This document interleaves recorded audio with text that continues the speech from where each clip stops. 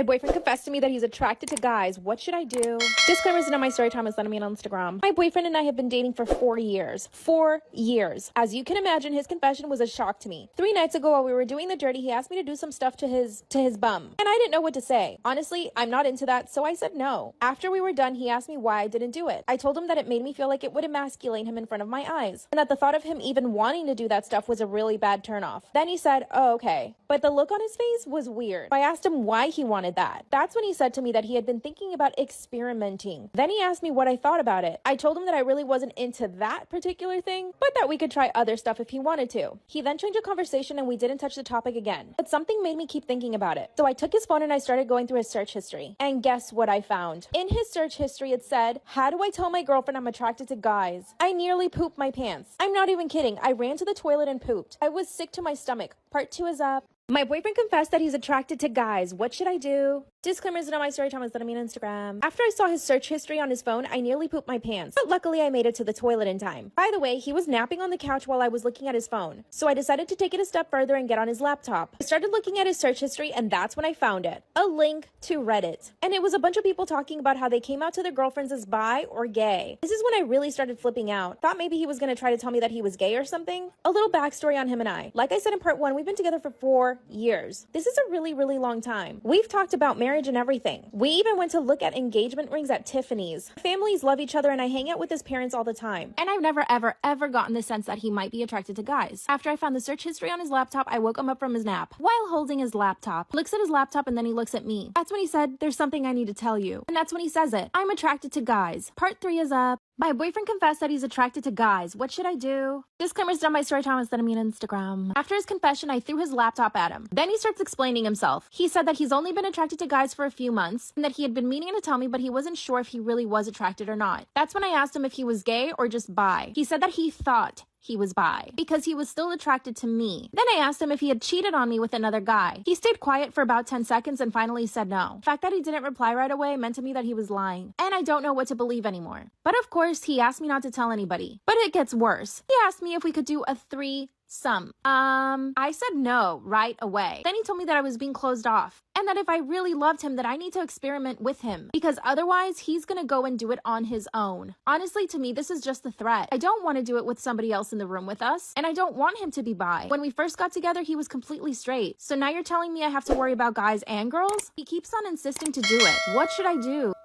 My best friend always projects her insecurities onto me. Should I break up with her? My best friend and I have known each other for exactly 2 years. We met in college and hit it off right away. We're both Latinas and we come from really big families. I have 2 other sisters and we get along really well. We always hype each other up and have each other's backs. A few months after I started my friendship with my best friend, let's call her Lucia. Lucia started showing some really toxic qualities. Sometimes I think I'm just reading too much into it or overreacting. So you let me know. First of all, she would start talking bad about my sisters in front of me. She would make comments like, wow, your sister's gained weight, or wow, your sister has cellulite. When she first did this, I would just defend my sisters, but then I realized that just made her want to keep talking more trash. So if she ever said anything about my sisters, I wouldn't say anything. At the time our friendship started, I had a really big crush on this guy. He and I went to the same gym and I never had the courage to speak to him, not until my sister convinced me to. I finally spoke to him at the gym and we actually hit it off. We would work out together every now and then and he finally asked me out on a date. The day of our date, my best friend came over to my house, and while I was getting ready, she started saying really weird things. At first, she told me that I should wash my hair because it looked oily. I told her my hair was freshly washed. When I looked at myself in the mirror, I could see her reflection and she just rolled her eyes at me. This is when things started clicking. Part 2 is up.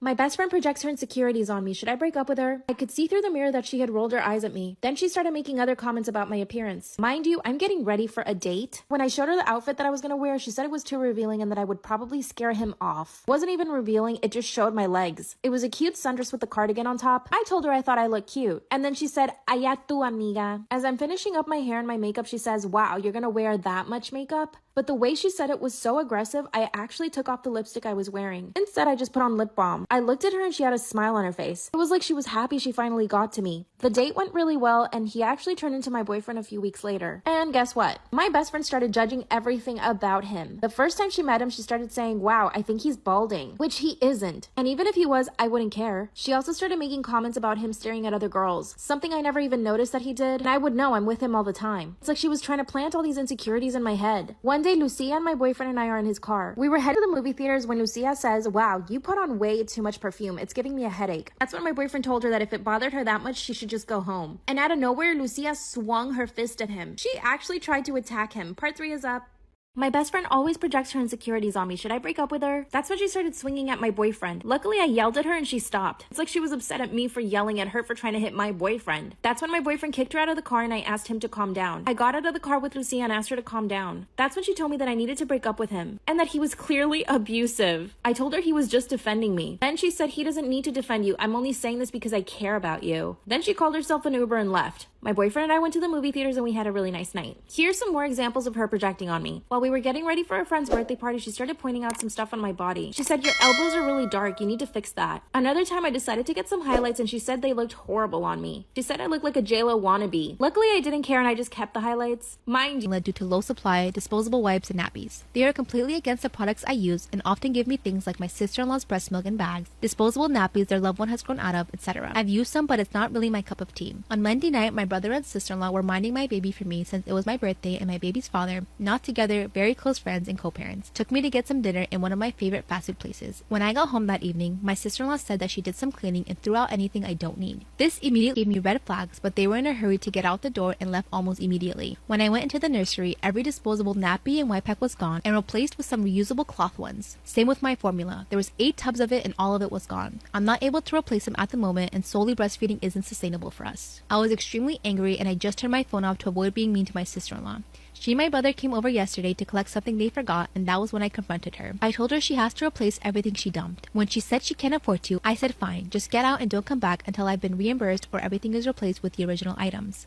My brother thinks I'm being a massive asshole and he's on his wife's side. Of fucking course. Our parents think I'm being completely reasonable here, but they think telling her essentially not to come back is taking it too far. So, am I the asshole?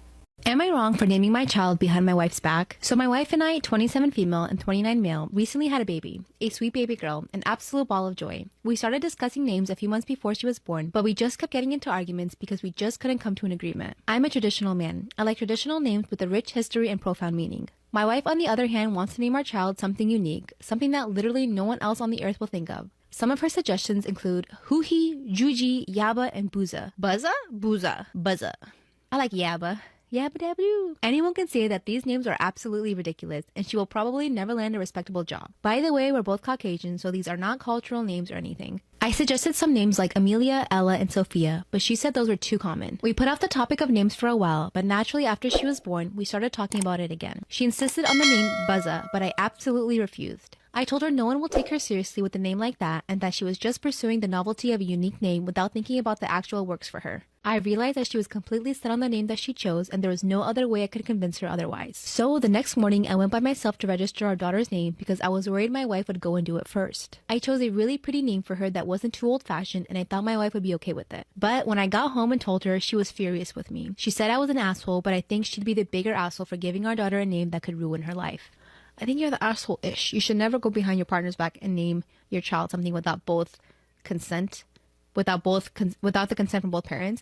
But what the fuck is Yabba Dabba? Or what was it, Booza? Like, what is wrong? What is wrong with you guys? What about... Story time about how I was voted the ugliest girl in high school. Disclaimer, is not my story time, it's send me on Instagram. Growing up, I was really awkward. My parents always used to call me the ugly duckling, but my dad told me not to worry that when I would grow up, I would become beautiful. Honestly, this really stuck to my head, and I am very beautiful now. I used to have braces, acne. My hair has always been curly, but I didn't know how to treat it back then. My mom had really straight hair, so she had no idea how to do my hair either. And this was the toughest thing for me. I would show up to school with knots in my hair because I didn't even know how to brush it. Eventually, my mom did start taking better care of my hair, which really helped. I also didn't know how to dress for my body. I wore big hoodies, big t-shirts, while the other girls in my high school dressed for their body type. I honestly just had no clue. I did get bullied, but mostly by boys. I think the girls probably just felt bad for me, so I never really had problems with other girls. A group of boys would always bother me. One of them even asked me out pretending that he wanted to go out with me. Of course I said yes because I actually believed him. He asked me to go to the movies, and when I showed up, he wasn't there. I decided to go watch the movie anyway, but the next day in school, I couldn't hear the end of it. To my face, this guy called me stupid. A few days later, I made a list of the ugliest girls. Part 2 is up. Story time about how I was voted the ugliest girl in high school. Disclaimer is not my story time, it's sent me on Instagram. That's when the boys came out with the list of the ugliest girls in high school. What they did was pass around some flyers with all the names on it, and then they had people write the #1 ugliest girl on the list. As soon as I saw my name on the list, I wanted to die. I pretended I was sick and went home. There was this one girl who actually stood up for me and the rest of the girls, and she was actually one of the prettiest girls in the entire school. She told everyone to knock it off, but nobody listened to her. Instead, the boys added her to the list as well, but there was no way that she was going to get voted #1. I would show up every day to school that week wishing that I was dead. Finally, on Friday, they came out with the winner. And of course, everyone picked me. I was completely mortified, but I actually started laughing when I saw the list. It was like the stress from the entire week had finally accumulated, and my reaction was to just laugh. While they were all hoping that I was just going to break down and cry, I started to laugh in their faces. The teacher asked me what was wrong and I showed her the list. She ran over to the principal's office and everything became way too dramatic for me. So I literally decided to run away from school. When I got home, I told my parents everything. Part 3 is up. Story time about how I was voted the ugliest girl in high school. Disclaimer is not my story time, it's sent me on Instagram. When I got home and told my parents what happened, my dad actually started to cry. He actually did feel really bad for me. They sat me down and told me that looks weren't everything. That's when my dad told me again that I would grow out of this awkward phase. Then they decided to take me shopping to the mall. We went into this really cute clothing store that I had always wanted to go to but never had the courage to, and they actually bought me a full wardrobe. After that, that's when my mom took me to a salon and they actually did my hair. They gave me a whole hair care routine, which I had never even heard of before, and I even went and got some Noxzema, which actually the Noxzema really worked for my acne. So when I got back to school, I felt like a different person, but not really because I was still me. The principal had gone out of her way to make all the boys pay, but really they only got suspension and didn't go to school for a week. The rest of high school was actually not that bad. I did look a lot better. 5 years later, I'm absolutely gorgeous. And guess what? One of the boys who bullied me actually slipped into my DMs last week. What should I say? My influencer wife is a total fraud and lies about her body being natural. I will not say who my wife is, but you go ahead and guess. My wife blew up on Instagram back in 2015. Back then, she talked about health and how our bodies were temples. But a year after she blew up, she decided to get surgery. She told me that it was going to help her grow quicker on Instagram, which it actually did. She actually stopped posting on Instagram for the 3 months that she was recovering from her surgery. During that time, she only posted recipe videos, so nobody could see her face or her body. After the 3 months, she came back to Instagram and said that she went on a 3-month detox and cleanse. That her cleanse and detox finally gave her the body she always dreamt of. But not one of her followers questioned her for having this perfect body all of a sudden. This is when she started selling her cleanse and detox book. She sold it for $150, and people ate it up. Within the first month, we made over 40 grand. And surprisingly, her followers were actually seeing changes, of course, because they were doing all the work that she didn't do. I'm pretty sure she copy and pasted recipes from the internet for the book. Around this time, she also started posting her workout videos. She would talk on Instagram about how she would go to the gym almost 3 times a week. But in reality, she would only go to the gym once or twice a week. And she'd make me come to the gym with her to get content. So I'd be following her around the gym taking videos and pictures of her. Don't get me wrong, I definitely benefit from this. Basically her cameraman and her editor. And I don't have to have a job. She also got a second surgery before launching her workout program. I was really against this because I didn't want her to get skinnier, but she went ahead and did it anyway. This time she was posting older pictures of her. But after 2 months, she came back to Instagram with a new body. That's when she dropped her new workout plan and people went crazy. Just in the first day, 500 people bought it for $150. You do the math. But here's the thing. She's talking about getting a new surgery to launch her new cleanse and her new workout book. She also wants to get stuff done to her face. She's turning 28 this year and she thinks that she's getting old. I don't want her to change her face or her body anymore. She's not the woman I married. She also thinks she's a celebrity because she gets recognized on the street, which really doesn't help. Her family and I are even considering doing an intervention, but I don't think she's gonna care. She makes so much money off Instagram, and people love her because of the way she looks. The more she posts, the more validation she gets, and the more money she makes. She used to hate the Kardashians, but now she worships them. She's looking more like Kim every single day. How do I tell her to stop? What should I do? Am I wrong for wanting to be a part of my best friend's birth? I, 24 female, was asked by my best friend, 25 female, if I would be in the delivery room with her when she gives birth. I was surprised when she asked me, but I was excited because that's a really beautiful and personal experience that not many people besides a spouse, partner, or close family get to be a part of. But we have always been friends since elementary school, and I've always viewed her like a sister and thought it was amazing that she viewed me like family as well, and I accepted. My best friend's husband, 26 male, got really mad when he found out I was asked to be in the delivery room. He and I have never really gotten along, and he rarely says a word to me when we're all hanging out. We don't argue or openly dislike each other though, and I just figured he wasn't a very sociable person. My best friend still wanted me to be there, despite her husband not being okay with it, because it's her decision, it's not his. She's pushing out the baby, not him, so whoever gets to be in the delivery room is her choice. At first, I just thought he wanted it to be a private moment for him and his wife, and I was prepared to tell her that I would not intrude and I would just come visit her after the baby had came and they had settled in a bit. However, it was revealed to me that her husband actually didn't want me to watch her give birth because I am attracted to and have dated women. I was a little confused because I didn't see how that had anything to do with the situation. The story comes out that the reason he never speaks to me or acknowledges my presence is because he doesn't want his wife to be friends with a woman who likes women. He doesn't want me watching her give birth because that means I'll be looking at her naked and it might make me attracted to her or want to hook up with her. Gosh. He said that I had probably had a crush on his wife for years and I was just waiting for the right opportunity to get with her, and he forbid me from being in the room with them. I informed him that unless my best friend personally told me that she no longer wanted me in the delivery room, I was going to be there. Some friends have told me I am just being petty and could cause unnecessary problems in the relationship. I think that it is my best friend's decision who gets to be in there for her. So am I the asshole? No, you're right. It is her decision who gets to be in the room. This dude sounds like a piece of shit. Am I wrong for making a joke about my brother's affair at his wedding? When I was in elementary school, I was the type of kid who got disrupts class often on the report card, so I never focused much on school. My district had this system where they would pair high school students with younger kids to help them with their school, etc. And my mom made me do that after I kept getting in trouble. So my tutor was a freshman, Abby, so she would come to our house after school to help me with my homework or something. My brother John was the same age as Abby, so they would talk to each other and ended up dating. She stopped tutoring me officially after like a month, but since she was at our house a lot, I also talked to Abby a lot and we were close. Fast forward 10 years. Abby and John got married and had a kid together. 5 years later, John tells me that he's getting a divorce because he's met someone new. It sucked because I like John and Abby together a lot, but whatever. Then he tells me he had an affair with his new girlfriend.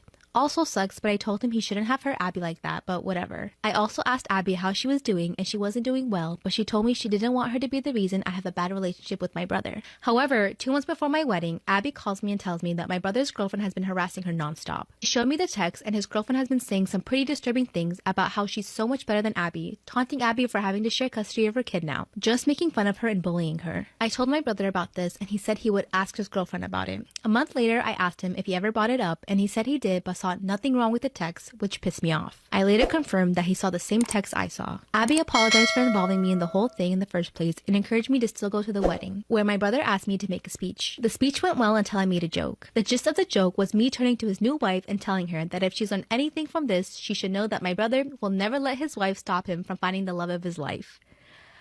I like that. That's a really good joke. Yo, high five. I love it. This got my brother and his wife really mad, and they kicked me out shortly after. And my brother has been calling and texting me nonstop, yelling at me. So, am I the asshole here? I think, honestly, this is like one of the only acceptable asshole posts I've ever read. Like, asshole. Like, this is the only time it's okay to be an asshole. Am I the asshole for complimenting my boss's body? I, 24 male, work as a supervisor at a fast food joint. My former boss, 28 female, is extremely attractive. She left due to finding another job. When she first started, we got along fine, but she became quite distant and started acting standoffish towards me. About 2 weeks after she started acting weird around me, she asked the owner of the restaurant to get a new door for the back entrance, as she is quite small and struggled to close the door when she would lock up at night. The door was overlapping the hinges at the top. I was there when she asked, and I said, maybe it's a good exercise so that you could build up your arms a little to match your thick thighs. She gave me a weird look, and I said that it wasn't meant as an insult, that she's in great shape.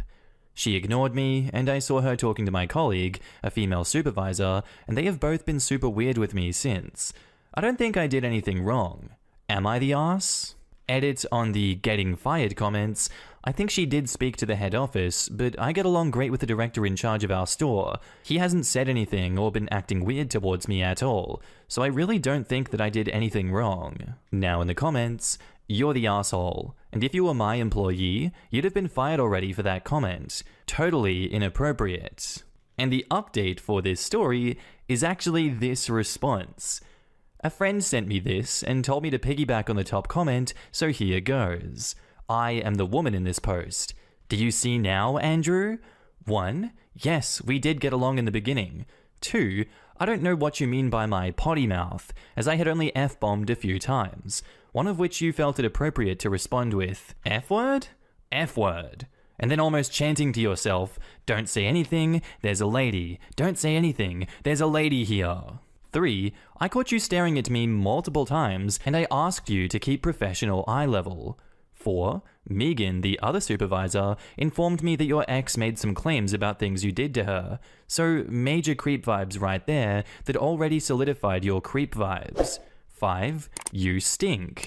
How many times did I have to address these staff on personal hygiene? Even after a day off, your clothes stank of sweat. 6. I did approach head office, and you know what I was told? Oh, he's a good boy. Sam thinks he has great potential. 7. And yes, I left because of the toxic work environment where some middle-aged men in their big-ass BMWs thought that I was being dramatic. So F that restaurant chain. Oh, so he isn't just a pervy creep, he is an unwashed pervy creep. Fantastic, OP. Wash your balls. And your clothes. I had a male coworker, same age, who needed to be told by his mummy/manager that he needed to show up to work in clean clothes and wear deodorant. So, OP, if your mummy hasn't told you this yet, you need to wear clean clothes and deodorant to work. Preferably all the time, but trust me, your coworkers don't get paid enough to deal with your stench. Quote, to match your thick thighs? Seriously, dude? Seriously? I know, seriously. Way to let everybody know that you've been ogling your boss's body parts from the top to bottom since you have a comment for every one of them with gross description. How is that not wrong? He's oblivious to the fact that he smells and that he's a creep. I wonder what else he's oblivious to. I wonder if Andrew is the same one whose parents and then grandma stopped washing his once-a-month laundry because he was smelly.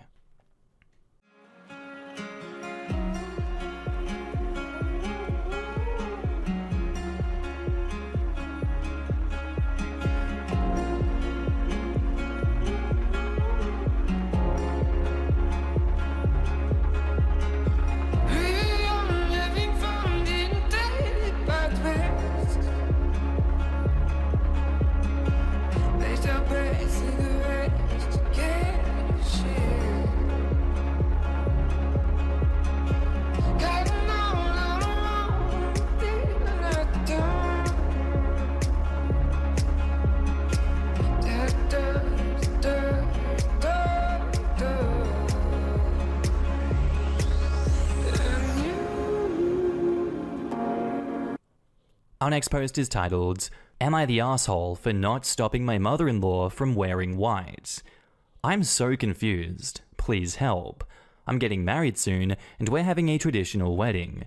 I'm Indian, my fiancé isn't, but he was fine with having an Indian wedding. My mother-in-law-to-be asked me if she could wear white to our wedding. I said sure, and now my fiancé is really mad at me. He says she's going to try to steal the spotlight, and she'll definitely show up wearing a long white dress, and it was very irresponsible of me to just agree like that. The thing is that 1, I'm not going to be wearing a white bridal dress, I'll be wearing a traditional red dress that, due to the design, type of silk, and embroidery, is very distinctive. So even if mother-in-law does wear a white wedding dress, it's not like it'll be the same. Also, this may be dumb, but I don't really get what the big deal is if my mother-in-law wears white, even if I was going to. As long as the groom doesn't get confused and marry the wrong person, how does it matter? Sorry if this is dumb, but my fiancé is really upset that I didn't stop my mother-in-law, and I just need some help understanding. I didn't mean to upset him. Edit, my fiancé knows what my wedding dress looks like. He has seen it. Edit 2, for those asking if mother-in-law knows how my wedding dress looks, I'm not sure. We have discussed what the wedding will be like. She hasn't been to an Indian wedding before, but I don't think we explicitly discussed what I will be wearing. I feel like she was confused when I said she is free to wear white, but that might be me projecting, because the whole conversation was a bit confusing for me. OP has offered the following explanation for why they think they might be the asshole. I said my mother-in-law could wear white to our wedding without asking my fiancé. I can see where your fiancé is coming from with this issue, but it does seem like it's in a realm that's completely separated from weddings that these two are used to, and they don't realize that this will be a complete non-issue. If anything, she will just be embarrassing herself. I do think that that disruption, though, could be embarrassing, it could be cringe. Maybe he doesn't want his mum embarrassing him and having that reflect on him and reflect on you. Though in that case, that seems like it's an issue that he would need to sort out with his mum, since he's more personal with her. Or at least you'd assume he is. Either way, I don't think you're the asshole for saying that she could wear white to the wedding. I do think you need to talk with him, though. Now in the comments, not the asshole, but please have a conversation with your partner. He knows his mum better than you do, and he may well be predicting some mother-in-law behavior that will cause issues. Based on OP's fiancé's reaction, I'm guessing mother-in-law has a history of inappropriate and/or attention-seeking behavior, and he is trying to break that cycle. OP should talk to her fiancé to get on the same page, and maybe going forward, tell mother-in-law that she has to run things by him. But see, I think her dealing and thinking she got one over just to discover the bride is in red would be glorious. Upstage the upstager. I think OP's fiancé should totally lean into that, pretend nothing is wrong, act unimpressed, etc. Yeah, I'm guessing from this post that mother-in-law has never been to an Indian wedding and has no idea what she is in for. You gotta wake up pretty early in the morning if you want to upstage an Indian wedding party, not the asshole. It is pretty rude of her to ask to wear white. I know it doesn't matter to you since you're having an Indian wedding ceremony, but I think why your fiancé is mad is because I assume his family and other non-Indian people will be at the wedding, and it sounds like she wants to show off for them. It's his mom, so I would tell fiancé that if he is mad, then he needs to speak to his mother about it. Not the asshole. Your fiancé is probably upset because it's the ultimate in cliché monster-in-law moves. Unless she's just naive, mothers tend to do this because they want to be the center of attention. She may have something against you, or maybe she just can't handle not being the star of the show. There is also an ick factor because wearing white at a wedding kind of makes it look like she's trying to marry her own son. It sounds like your fiancé is trying to make sure you are the star of the wedding. He might also be expecting some more bad behavior on her part and thinks the dress is just the first step. Sit down with him and ask him to explain why he is specifically upset about this. Let him know that you aren't concerned since your lehenga is red, not white, so her attempt to steal attention is pretty weak. He might still be upset because of his mother's behavior. I'd suggest letting him address it with her. And OP replies, "Thank you. This helps me understand things so much better. It is pretty icky of a mother to be dressed like her son's wife. Now I'm starting to wonder if she knows that I'm not going to be wearing white." And now on to the update. So, as you all suggested, I talked to my fiancé about why he was concerned. He explained that his mother had previously joked that she would wear white, and he had told her point blank that she wasn't allowed to do this.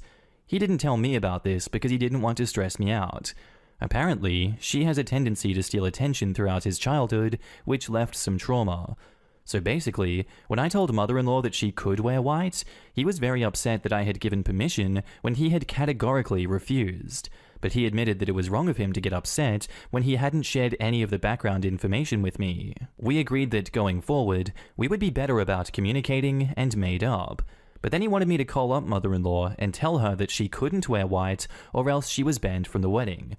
Which I didn't really want to do, because that sounded like a surefire recipe for open hostility. And like I said earlier, I don't actually have a problem with mother-in-law wearing white. I told him that he was welcome to tell her if he wanted, but he was insisting that I have to tell her because I was the one who gave permission. It was starting to turn into an argument, so I showed him the post and all of your great advice. This really helped. It helped him realize that even if mother-in-law wore white, it wouldn't really stand out, at least not in a positive way, and he loved your guys' idea of just not telling mother-in-law that I wasn't going to be wearing white. So we'll probably offer to buy her a sari, but if she insists on wearing a white dress, we just won't stop her. Thank you to everyone who gave advice. I'll try to update after the wedding.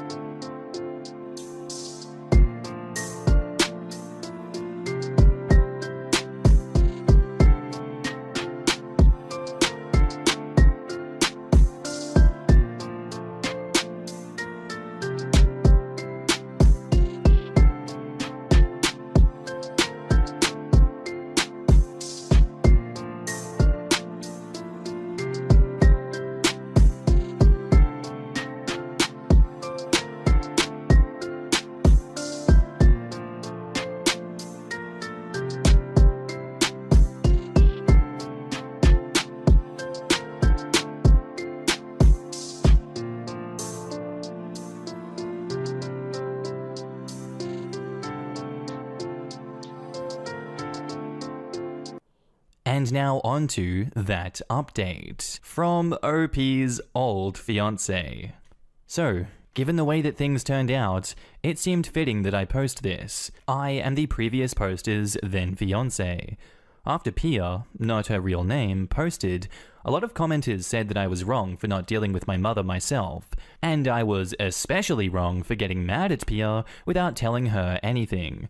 I didn't want to admit it, but the more comments I read, the harder it was to brush off. I don't have a good relationship with my mother. She was the type to demand gifts on my birthday because I wouldn't be here without her. For 18 years, I never got to open presents myself. Looking back, every event from my games to graduation was always about her. I always felt like my life and achievements were just an extension of her accomplishments. I think I suppressed my resentment because everyone around me always acted like this was normal. I didn't know how to cope with this, so I just tried to get as far away from her as possible. I applied to the furthest university I could realistically get into, and stayed far away because anytime I had to go back home, it was the same story. At university, I was lucky enough to meet Pia, and for the first time, I started to like who I was. I didn't feel like I had to hide or play down my accomplishments, or even my failures, and her family was so warm and welcoming. It felt like my childhood was just a nightmare of the past. I thought the best way to move past it was just to move ahead. I thought that I would be able to handle it now as an independent adult. After all, everyone says you're supposed to let sleeping dogs lie, and in my worst moments, I felt jealous of my wonderful fiancé for having such a welcoming and loving family, even though they were treating me like one of their own. I was ashamed of my mother's behavior and of the ugliness of my resentment, so I pretended that everything was fine and I invited my parents to my wedding. Until this post blew up, I don't think I really understood how important my wedding was to me. I mean, obviously, the whole getting married to the girl of my dreams is huge, but I mean the actual details of the whole ceremony. I actually had a really clear vision of what I wanted in the wedding, but a combination of my childhood trauma and the notion that the wedding is the bride's day and not something that men are supposed to care about made me unable to express it. I also didn't understand how badly I wanted an event that would be about me and not about my mother. This unholy cocktail of repressed and suppressed feelings led to me unfairly lashing out at Pia when my mother tried her old tricks. At that moment, I forgot that white wasn't the bridal color in Indian weddings. I just felt a cold sweat that another precious moment would be hijacked by my mother. I think Pia was shocked by my outburst because she had never seen me like this, and made that post just to get some perspective. Neither of us imagined the ramifications that it would have. I read every comment at least 10 times. I couldn't stop thinking about it. Unwanted memories kept invading my head. No matter how much I tried to bury my head in work or exhaust myself by exercising, I ended up having an actual meltdown that night. I was sobbing and crying. It was probably my ugliest moment. The next morning, I half expected to wake up alone and get a text that the wedding was off. Instead, incredibly, Pia stayed with me.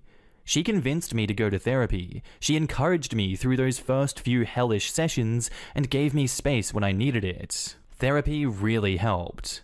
I was able to understand why I was feeling angry and upset and how to deal with it, beyond just trying to ignore it. I apologized to Pia earlier, but it let me actually be honest with her about my family. It really transformed our relationship. I took over the wedding preparation with the help of my in-laws, and this turned out to be great for all of us. I got to actually design my dream wedding. My mother-in-law later told me that she was really relieved that we switched because my lovely Pia didn't really care any which way about the colors or flowers, and had virtually no input on any of it as long as we were getting married. You might have realized from her post that she's a pretty nonchalant and easygoing person. She used to joke that she was fine with just exchanging garlands and calling it a day. My mother-in-law was also very encouraging and patient in letting me voice my input, and even found things that I didn't really know of, but loved, like riding a horse to the ceremony. We have a running joke that I seem more like her son than Pia because our taste is so similar. And the actual wedding went really, really beautifully. Pia was ready to rescind my parents' invitations completely after everything, but her terrifying little sister suggested we invite anyway as a final sort of FU, to show them that I wasn't alone anymore, and no matter what they tried, this time, things would go my way. I have to admit that did appeal to me, so we decided to invite them for the third day of the ceremony, and it worked even better than I imagined. First, it helped that my mother had no real idea what an Indian wedding is like, so when she showed up in a long white tulle ball gown, security actually thought that she had the wrong address and didn't let her in. This was actually something I didn't plan, but the schadenfreude of seeing my mother fuming by the gate while other guests were let in was delicious. Secondly, compared to the embroidered silks and sleek satins of Indian clothes, my mother's ball gown honestly looked frumpy. Instead of stealing the show, she just looked like she didn't belong. This was accented by the jewelry, the Manchuri and Kungan, and earrings and bindis worn, compared to her much more sparse look. Pia looked especially beautiful in her red lehenga choli, with intricate henna covering her hands and feet. I'm probably biased since she's my wife, but she has the most beautiful inky hair, and it looked stunning adorned with gajra and gold bilai on her braid. Indian brides also wear something called matapati, which looked like a crown. It definitely made her look like a princess. I actually forgot about my parents and my insecurity, and pretty much the rest of the universe because I couldn't stop staring at her. Then my mother tried really hard to interrupt the ceremony. First she tried coughing, but luckily Pia's aunt sitting right next to her gave her a cough drop. Then she tried to initiate a conversation, but Pia's niece loudly said in that high-pitched voice of children that really projects, "Don't you think it's rude to talk during weddings? I'm 5 and I know that." I later learned that she had been coached to respond this way by my wonderful, terrifying sister-in-law. The third time she tried to interrupt, Pia's cousin, who had also been coached by sister-in-law, jumped and loudly whispered that the food didn't seem to agree with my mother and needed to go to the bathroom immediately. I'm sure you can guess the implication, and basically pushed her away. After that, she stayed embarrassedly quiet for the rest of the ceremony. Throughout all this, the Panditji never missed a beat, and everyone else acted like she wasn't there. In the after-party, the difference between my mother and everyone else was unpleasantly accented by her ignorance of Bollywood and Tollywood dance skills, so she tried to refocus attention through conversation. She turned to my mother-in-law and started to complain about how hard it was to raise me. My mother-in-law, bless her heart, said, however difficult children are, they bring 10 times as much happiness just by growing. Your son is such a wonderful young man. You must be so proud of him. My mother didn't like the direction of the conversation, so she turned to Pia and asked her if she was sure that she wanted to be with me. This was after we had gotten married. Pia looked at her like she was a bit slow and said, "Why would I be marrying him if I wasn't sure?" My mother loudly asked her again if she was really sure, because I used to wet the bed. I haven't done that since I was 8, but there she was, loudly announcing it for all and sundry. At that moment, I really, really hated her. It felt like there was something stuck in my throat, but no words came out. But Pia didn't have that problem. "You must be confused," she said, and it was so confident with a touch of concern that my mother looked like she was actually confused. Then she raised her voice so it could be heard over the music. "Dear my mother, I know we are family now, but it's much too soon right now, or ever, for me to hear about your bedroom activities." And then she dragged me away to the dance floor while people started to stare at my mother. Stupidly, the first thing I said in our first dance as a married couple was that my mother was right. But because I'm the luckiest man alive, Pia just squeezed my hand and told me it happens when children are put under stress and that it wasn't my fault. That was pretty much the end of the problem, and I enjoyed the rest of my wedding, dancing, eating food, and talking with Pia, and now my wonderful family. I did see Pia and my sister-in-law having another talk with my mother later, but I was too far away to hear anything. It couldn't have been too bad because my sister-in-law smiled a lot, and my mother didn't try anything new for the rest of the party. By the end of the day, my mother looked incredibly constipated, but she hadn't managed to ruin anything. I felt so relieved when I said goodbye, like a weight had just slipped off my feet and my knees felt weak. It was the first time in my life that she hadn't taken over something that was supposed to be about me. After that day, I haven't had any more sudden, invasive memories of the past.